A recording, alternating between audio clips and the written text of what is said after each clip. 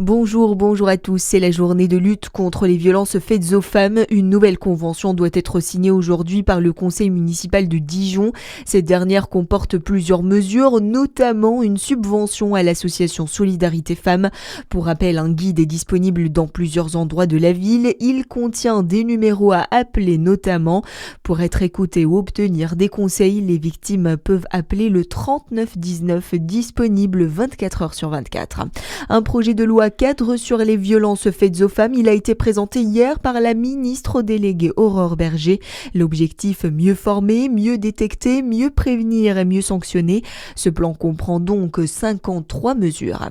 La ville de Dijon renforce son action contre les nuisances nocturnes. Le vendredi 21 novembre, la municipalité, la préfecture de Côte-d'Or, la CCI, l'UMI et les associations étudiantes ont signé une charte destinée à améliorer la qualité de la vie nocturne dijonnaise.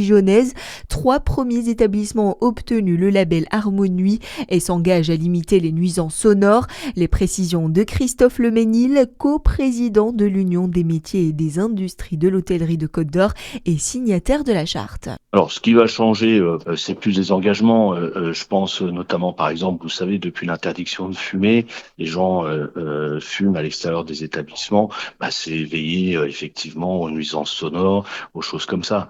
Donc, effectivement, le fait de s'engager dans cette charte permet effectivement de concilier son activité avec le respect du voisinage. Et beaucoup d'établissements l'avaient signé.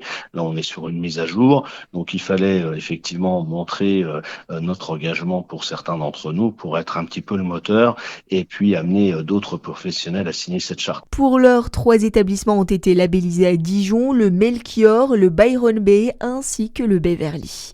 Le parc urbain de Dole se concrétise. Le chantier démarre symboliquement avec la plantation d'un pistachier de Chine. D'ici février 2026, 2000 arbres et arbustes seront plantés, incluant des espèces locales comme peupliers, frênes et saules.